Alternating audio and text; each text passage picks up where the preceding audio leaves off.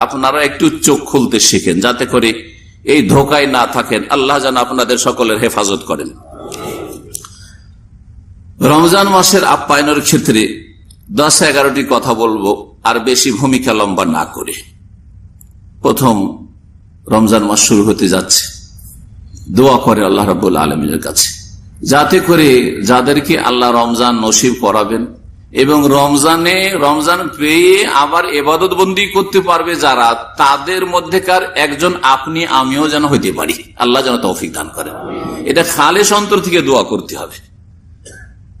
সালাফে সালেহিন সম্পর্কে বর্ণিত রয়েছে, সাহাবাই কেরামগণ, তাবেইন। সালাফে সালেহিন বলতে তাদেরকে বোঝা, স্বর্ণ যুগের মানুষদেরকে বোঝানো হয়। তাদের সম্পর্কে আইম্মাই কেরামগণ বর্ণনা করেছেন যে কানা সালাফু ইয়াদউন আল্লাহ তাআলা আন ইউবাল্লিগাহুম রমাযান 6 আশহুর।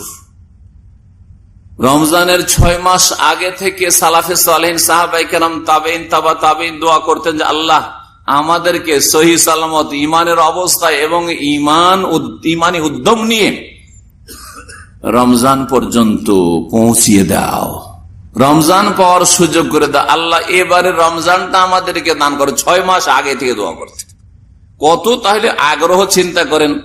এটা আগ্রহ প্রমাণ করে।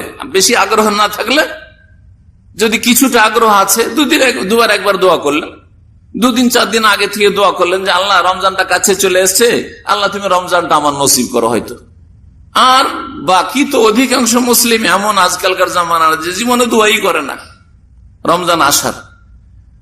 আর তার চাইতে বেশি সংখ্যার মুসলিম বড়দিনে রমজান আসা মানে মাথার উপর বড় বোঝা চেপে গেছে যে কি করবো রে।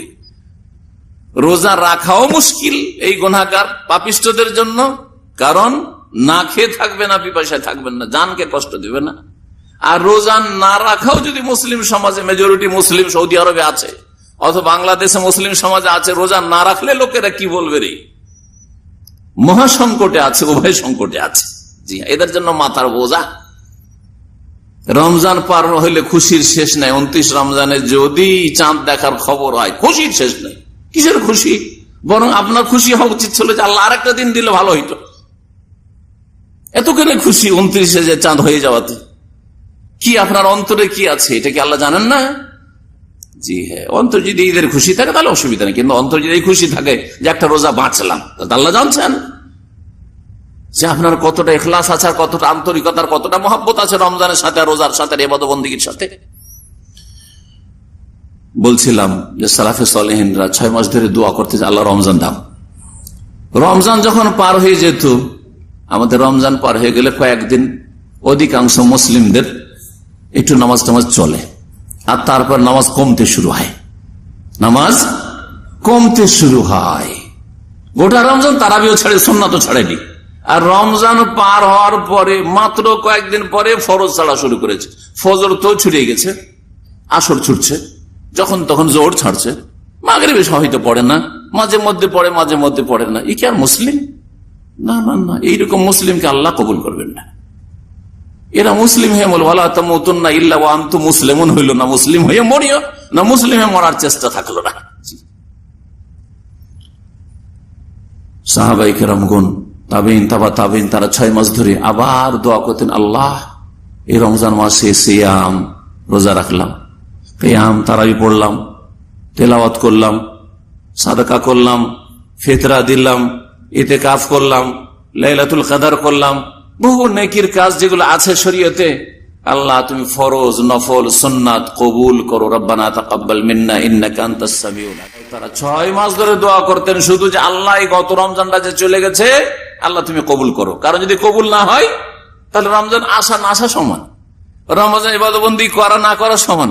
আর কবুল কখন হবে না ভালো করে শুনে রাখেন।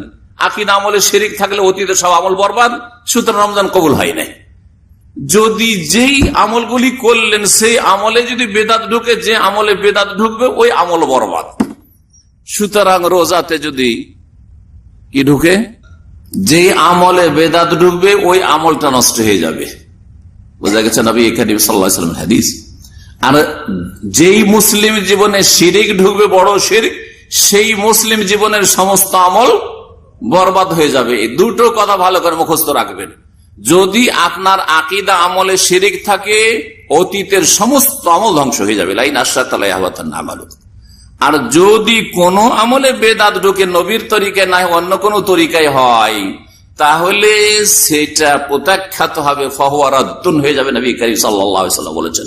সুতরাং একটা উদাহরণ দিই, রমজান মাসে রোজা রাখলেন, কিন্তু নিয়ত না করে নিয়ত পড়লে, নাওয়াইতা নাসুমা গাদান, আমি আগামীকালকে রোজা রাখার নিয়ত করছি, তাহলে ফাহুয়া রাদ্দুন, এই যেই রোজাটার আপনি এই নিয়ত পড়লেন, সেই রোজাটা মারদুদ, রিজেক্টেড, প্রত্যাখ্যাত হয়ে যাবে। কথা বোঝা গেছে না? যায় নাই? বোঝা গেছে কি না? আমল করবেন না, আবার ওই গিয়ারেই থাকবেন, নিয়ত পড়ার গিয়ারে। আল্লাহ যেন পরিবর্তন করার তৌফিক দান করেন যারা নিয়ত পড়ায় অভ্যস্ত। কারণ বেশি ঝাল খেয়ে অভ্যাস থাকলে নরমাল ঝাল খেতে ভালো লাগে না। বেশি লবণ খাওয়া যাদের অভ্যাস, তাদেরকে নরমাল লবণ ভালো লাগে না। কথা ঠিক কিনা? জি হ্যাঁ, জিভাটাকে পরিবর্তন করতে হবে, তাহলে আপনি সুস্থ থাকবেন। ঝাল বেশি খাওয়া ভালো না, আর লবণ বেশি খাওয়া ভালো না। কথা বুঝছেন না? ঠিক তেমনি শিরক বিদআত করলে কাজ হবে না। ওগুলো বাদ দিয়ে বিদআত করা মানে অতিরিক্ত, নবী সাল্লাল্লাহু আলাইহি ওয়াসাল্লাম করেন, তার সাহাবীরা করেন, খলিফা রাশিদ করেন, বেশি করে অভ্যাস হয়ে গেছে, বেদাতে হাসানা। আরে নবী সাল্লাল্লাহু আলাইহি ওয়াসাল্লাম সাহাবীরা করেননি, কিন্তু কাজটা মন্দ কি করলাম, মনে মনেও নিয়ত করলাম, মুখেও নিয়ত পড়লাম। এই যে বেশি আপনার নুন খাওয়া অভ্যাস হয়ে গেছে, এটা বর্জন করতে হবে, না হলে আমল নষ্ট হয়ে যাবে। নাওয়াইতা নাসুমা গাদান যদি পড়েন তো রোজা নষ্ট হয়ে যাবে। সুতরাং নিয়ত পড়ার বিষয় নয়, নিয়ত করার বিষয়। নিয়ত করবেন, নিয়তের জায়গা মুখ নয়, জবান নয়, নিয়তের জায়গা হচ্ছে কলব, হৃদয়, অন্তর। সুতরাং অন্তর থেকে প্রত্যেকে আমরা যে কোনো কাজ করলে নিয়ত করি, ভালো কাজও নিয়ত করি, আর যারা মন্দ কাজ করে তারাও মন্দ কাজের অসৎ নিয়ত নিয়ে বের হয়। ইন্নামাল আমালু বিন্নিয়া, মানুষের আমল কর্ম নির্ভরশীল নিয়তের উপর, অন্তর থেকে নিয়ত হয়। আল্লাহ যেন বুঝার তৌফিক দান করে। সম্মানিত ভাতৃমণ্ডলী, এইভাবে আমরা দোয়া করব যাতে করে আমরা রমজান পাই, আর রমজান যেন আমাদের কবুল হয়। আল্লাহ যেন আমাদের নেক আমল কবুল করেন। 2 নম্বর রমজান আপ্যায়নের